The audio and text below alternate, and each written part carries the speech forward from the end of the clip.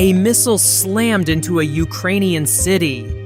When investigators pulled the wreckage from the rubble, they found something that shouldn't exist. The soldering inside looked 50 years old. The components were Western. The design was Soviet. But the missile itself? It came from a country 6,000 kilometers away.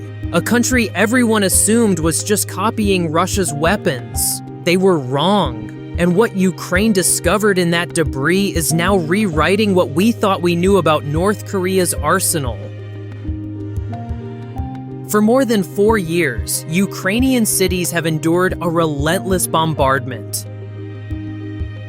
But among the weapons tearing through Ukrainian skies, a new breed has emerged. One that doesn't come from Russia's own arsenal, but from thousands of miles away in Pyongyang.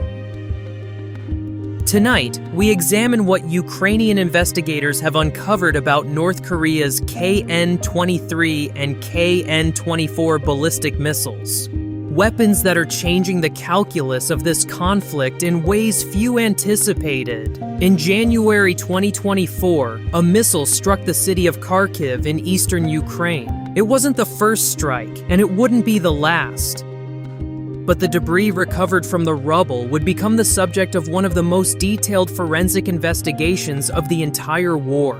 Ukrainian military engineers spent months examining the fragments, and what they found, released publicly by Kyiv's defense ministry this week, challenges a common assumption about North Korea's weapons program, that Pyongyang simply produces knockoff versions of Russia's iconic Iskander missile. The truth is far more complicated and far more concerning. The investigators focused first on the physical dimensions of the missile. They discovered that North Korea's KN-23 has a distinctive, almost fingerprint-like geometry. Its body measures 110 centimeters in diameter at the rear, narrowing to 90 centimeters at the front. That specific 110 centimeter diameter, the Ukrainian team concluded, is found in no other country's missile program on Earth, except North Korea's. The KN-24, a related variant, measures approximately 100 centimeters in diameter, a figure that matches some foreign designs, but combined with other identifying features, still clearly points to Pyongyang as the manufacturer. To confirm their findings, Ukrainian researchers compared the recovered fragments against photos taken inside North Korean weapons factories. They identified 7 key similarities, including the exact number of bolt holes used to mount the missile's nozzle, the presence of dedicated compartments for satellite navigation receivers, and internal structural details that simply couldn't be coincidental. The conclusion was unambiguous. These weren't Russian missiles. They weren't even licensed copies of Russian missiles. They were something new and something North Korean. So if the KN-23 and KN-24, known inside North Korea as the Hwasong-11A and Hwasong-11B, aren't direct copies of Russia's Iskander, what exactly are they? Ukrainian analysts believe Pyongyang took an early version of the Iskander design, likely acquired decades ago, and refined it. They merged that foundation with foreign-sourced technology, including civilian-grade electronic components from leading Western brands, a practice North Korea has used for years to build its weapons despite international sanctions. But the North Korean engineers had to make compromises. Their missiles use lower energy fuel than Russian models. To achieve a comparable range, they had to design significantly larger engines, roughly 1.5 times longer than those in Russia's own Iskander. The soldering quality inside the missiles was described by Ukrainian experts as roughly comparable to that of 50 years ago. And yet, those outdated production methods do not make these missiles less dangerous. Ballistic missiles, by their very nature, are extraordinarily difficult for air defense systems to intercept. Whether assembled with cutting-edge precision or old-school craftsmanship, they remain a deadly threat to civilians on the ground. Here's where North Korea's contribution to Russia's war effort becomes especially significant. The KN-23 is a short-range ballistic missile with an estimated range of up to 800 kilometers, roughly 497 miles. Ukrainian investigators had previously placed the figure closer to 700 kilometers. Either way, it far outstrips Russia's original Iskander, which tops out at around 250 kilometers. In practical terms, that means the KN-23 can reach nearly 3 times farther than its Russian cousin. The KN-24 has been documented striking targets at ranges between 400 and 410 kilometers, though its maximum capability may be greater still. Both systems were first tested by North Korea in 2019. Since 2023, the regime in Pyongyang is estimated to have supplied Russia with nearly 250 KN-23 ballistic missiles. The extended range matters enormously. It gives Moscow the ability to strike deeper into Ukrainian territory using imported weapons, preserving its own stockpiles of Iskanders, while extending the geography of terror for Ukrainian civilians. Ballistic missiles are only one piece of the North Korea-Russia weapons pipeline.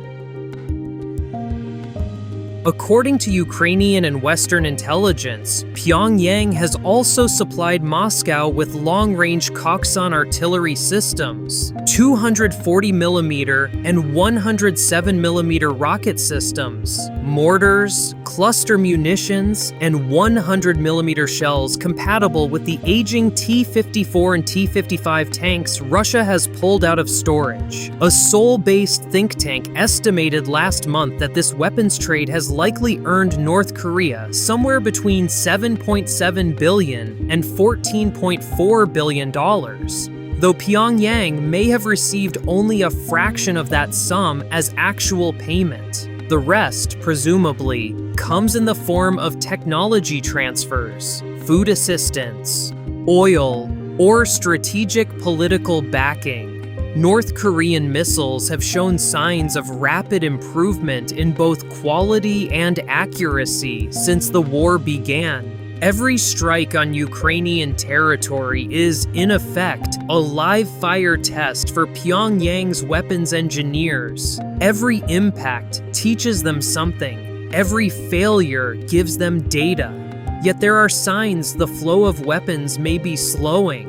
Satellite imagery reviewed by NK News showed no known Russian weapons transport vessels docked at the North Korean port of Rason, a major hub for these arms shipments, between March 13th and April 16th of this year. Containers still sat piled along the port's piers, but the ships that typically move them were absent. Since August 2023, open-source researchers estimate North Korea has delivered between 8 and 11 million artillery shells to Russia in roughly 30,000 shipping containers from Rason alone. South Korea's Defense Intelligence Agency placed the total even higher, at 15 million shells in 33,000 containers as of February, with only about 5,000 containers shipped during the preceding 6 months. That figure suggests a meaningful slowdown from the earlier pace. What's causing the pause remains unclear. It could reflect depleted North Korean stockpiles. It could signal a diplomatic recalibration. Or it could simply be a temporary lull before another wave. Ukrainian air defense crews last reported intercepting KN-23 or Iskander missiles in February, shooting down 35 of them that month alone. Since the war began, they have destroyed 274 such missiles. But beneath the statistics lies a harder truth, one Ukrainian investigators have now documented in exacting detail. These are not interchangeable weapons. They are the product of a deepening partnership between two isolated regimes, and the unending suffering of Ukrainian civilians caught beneath their flight paths. The missiles are North Korean. The war they serve is Russian, and the lessons being learned on Ukrainian soil will shape the next generation of weapons on the Korean peninsula and far beyond it.